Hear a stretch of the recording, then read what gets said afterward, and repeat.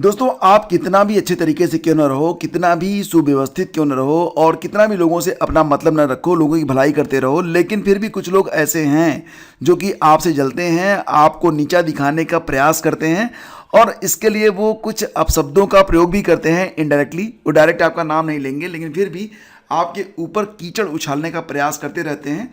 तो ऐसे लोगों से कैसे दूर रहें, एक कहानी है छोटी सी जो कि आपकी बड़ी हेल्प कर सकती है। कहानी यूँ होती है कि एक पुल होता है, ठीक है। अब यहाँ पर मैं आपको पुल बना के दिखाता हूँ कि एक छोटा सा पुल है और उस पर एक हाथी है जो कि जा रहा है, पुल को पार कर रहा है। एक हाथी है जो कि जा रहा है और इधर से एक जो सूअर है वो आ रहा है, ठीक है। सूअर एक ऐसा जानवर होता है जो कि बहुत ही गंदा माना जाता है। जो खाता है उसी में नहाता है, गंदगी में रहना उसे बहुत स्वाता है और वो यही चाहता है कि पूरी दुनिया में वो गंदगी को बिखेर दे। तो वो जब हाथी को उसने देखा कि एक चमचमाता हुआ बड़ा सा हाथी आ रहा है, तो सूअर ने थोड़ी सी अपनी गंदगी को बिखेरना शुरू कर दिया। और जब हाथी उसके पास पहुंचा तो हाथी जो है बेचारा वो यहाँ से बचता हुआ निकल गया और सूअर जो था वो चौड़ा होता हुआ निकल गया, ठीक है। फिर पहुंचते हैं सब लोग अपने एंड की तरफ। मतलब यहाँ पर बहुत सारे हाथी रहते हैं जो हाथी के दोस्त होते हैं और यहाँ पर बहुत सारे सूअर रहते हैं जो कि सूअर के दोस्त होते हैं।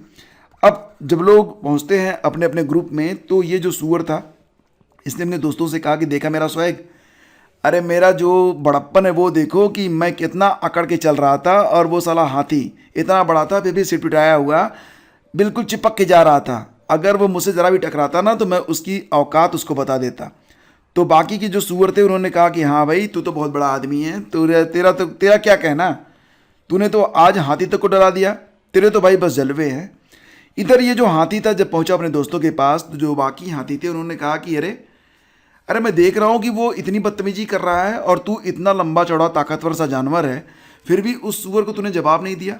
हाथी ने कहा कि देख भाई, सही बताऊँ तो वो सूअर जो था, अगर मैं उसको एक पंच मारता तो वो ऊपर चला जाता।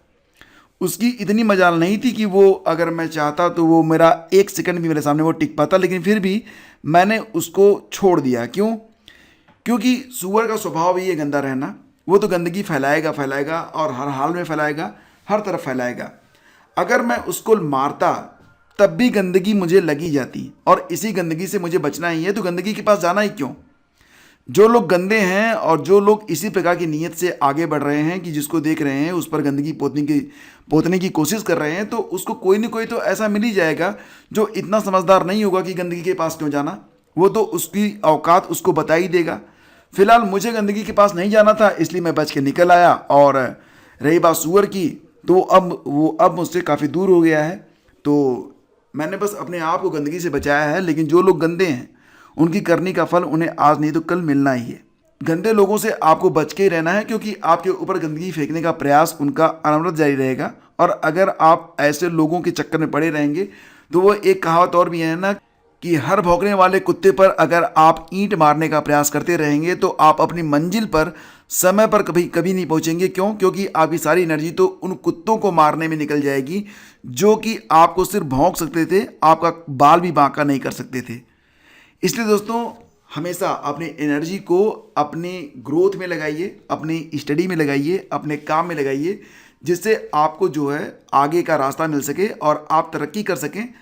ऐसे लोगों से क्या उलझना जो लोग गंदगी के ढेर हैं और उन्हें गंदगी ही पसंद है, क्योंकि उनकी मंजिल तो वही है, उनको वहीं रहना है। आपको अभी बुलंदी छूना है।